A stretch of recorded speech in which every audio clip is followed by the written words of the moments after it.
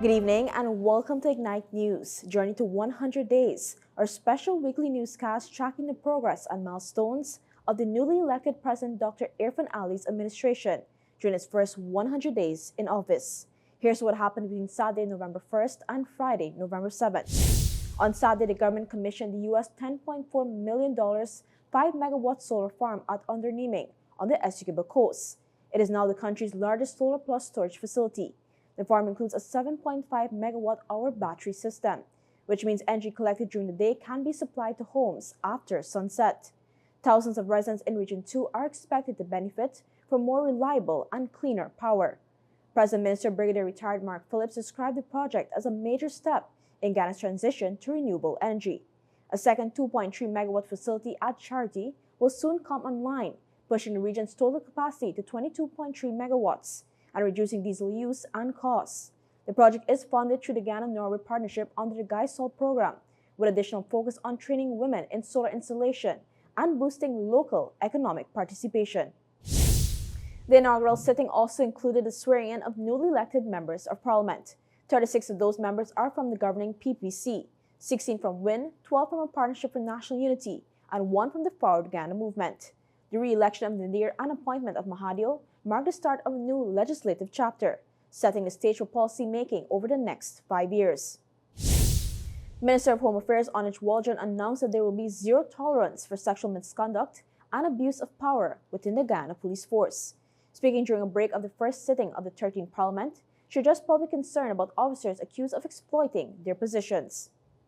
From the first day arriving at this portfolio, I've made it clear that those kinds of allegations against police, male police officers especially, who have, especially when they're senior, the standard is much higher standard is required of them, and that they will be treated with the no tolerance approach. The minister said recent allegations have led to internal reviews, suspensions, and ongoing investigations.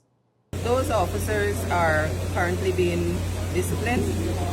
Their matters before the OPR, and they've been removed immediately as the reports came to our attention. She noted that reforms to recruitment, gender sensitivity training, and professional ethics are on the way through the Police Reform Commission, with support from international partners.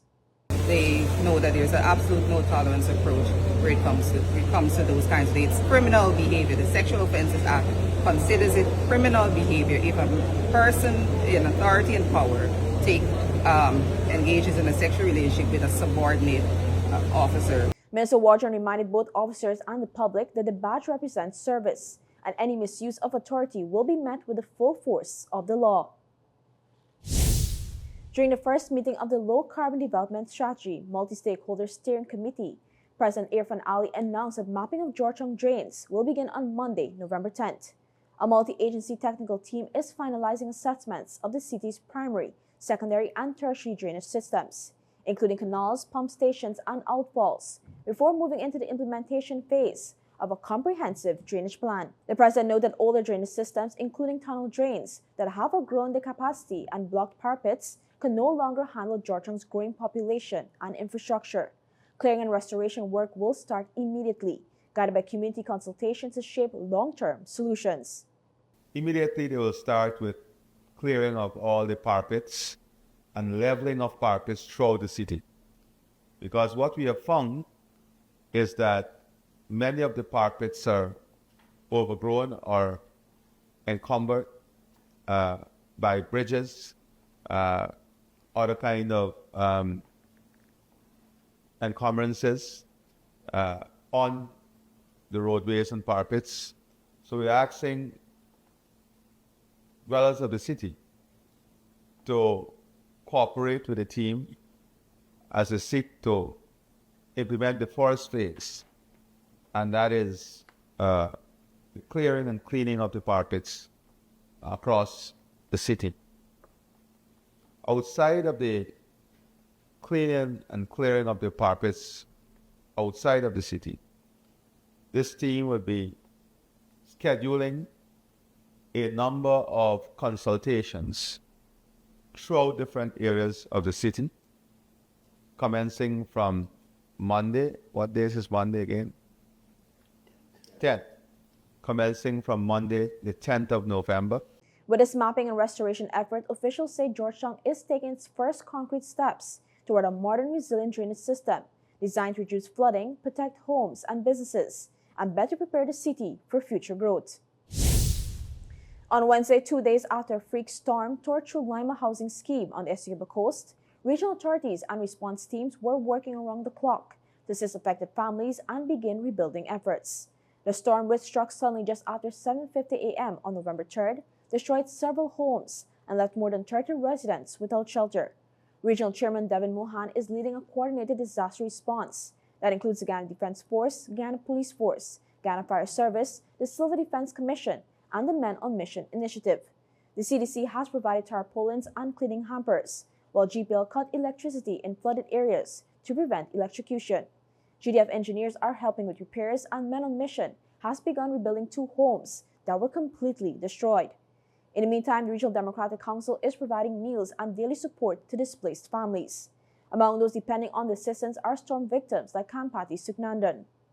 And I like if the president can please help us to get a comfortable house for me and my 10 children, because when we there and the shed is not really comfortable for all of it, because some of it has to be Hamilton.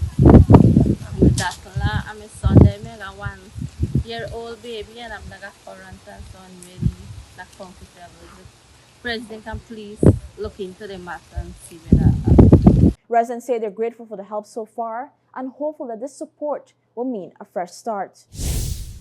Ghana continues to advance women's empowerment and gender equality, highlighted by recent events spearheaded by the Ministry of Human Services and Social Security. On Tuesday, 51 survivors of domestic violence graduated from the Women's Innovation and Investment Network WIN Entrepreneurship Certificate course at the Ghana Women's Leadership Institute. The program, supported through the Ministry's Sexual Offences and Domestic Violence Policy Unit, equips women with skills to start their own businesses. Graduates like Selena Prasad shared how the course helped them rebuild confidence and direction. It has truly been an amazing journey. It doesn't just teach me about business, it taught me about leadership, about discipline, and to believe in myself. I have learned how to manage, how to budget, how to grow, and also how to approach my goals with strategy and confidence. Minister Dr. Vindy Prasad praised the women for their resilience, describing the graduation as a personal transformation in the face of adversity. She announced ongoing support including business registration assistance, mentorship, and access to WIN's online tools, and encouraged participation in the Community Advocacy Network. We are here to guide, support, and help you, but this is you doing it for you. It is you, in spite of the challenges and the sacrifices and the struggles and the days that you don't want to get from your bed or get out of the door saying, I'm going to do this, I'm going to do this. And today we are proud. When I listened to Ms. Sarah, she said that 51 of you graduated. That's 100%. That speaks to incredible willpower. Since its launch, WIN has empowered over 19,000 women across Ghana through skills development, entrepreneurship, and financial literacy, reflecting the government's commitment to full gender equality and women's empowerment. The graduation is part of a broader national push, reaffirmed at Wednesday's National Conference on the Beijing Platform for Action, held at the Royal International Mall. During the conference, Dr. Prasad emphasized Ghana's progress over 30 years, in reducing poverty, expanding education access, preventing gender-based violence, and increasing women's leadership participation. Institutions like the Women and Gender Equality Commission were highlighted as key achievements, as were partnerships with the Embassy of China and UN system support for ongoing efforts.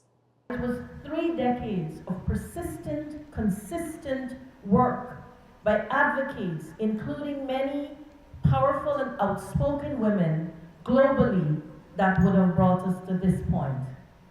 I want to recognize them, and even though a lot of them are not here, I want to recognize Mrs. Chantrapal, who led the delegation from Guyana at that time to Beijing. Please give all of those persons, including our own, a round of applause.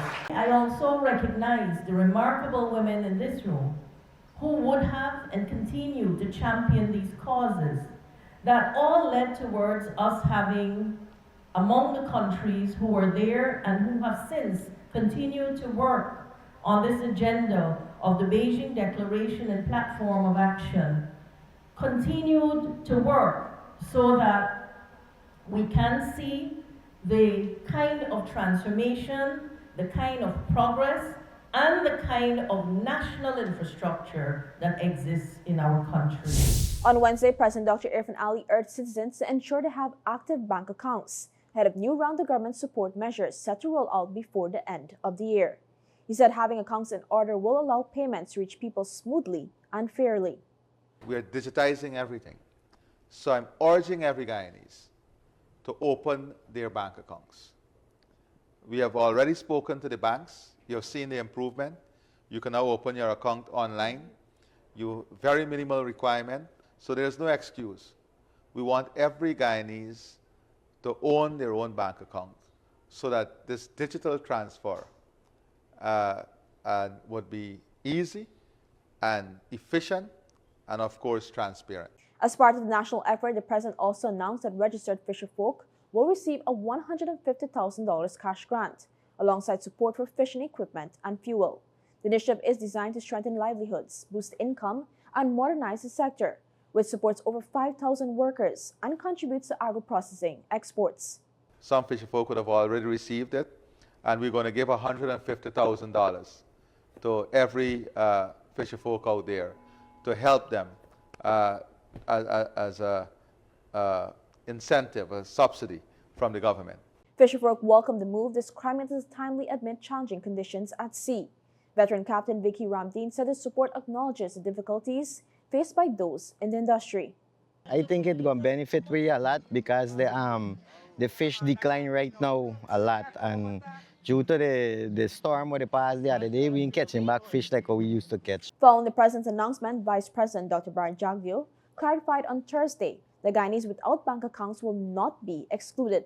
Officials are exploring financial technology, fintech, and e-banking solutions. These include apps like PayPal, Zelle, and MMG to ensure everyone, including residents in hinterland areas, can access cash grants efficiently.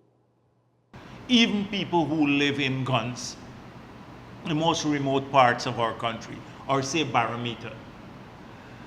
So not just coastal areas. So this is where fintech, internet banking, mobile banking is important. And that's what we are working on aggressively to see whether through the taxation system we can encourage people to provide that service. Dr. Jadi added that central locations will have terminals for collection, and past distribution issues, particularly in remote regions, will be addressed to guarantee full inclusion. This coordinated approach forms part of the government's broader national support strategy, aimed at strengthening resilience, expanding opportunities, and improving the quality of life for all Guyanese. That brings us to the end of this week's journey to 100 days. We'll continue to follow the Ali administration's progress as it works through its first 100 days in office. For more stories and updates, follow Ignite News across all major social media platforms, or visit us anytime at ignitenews.com.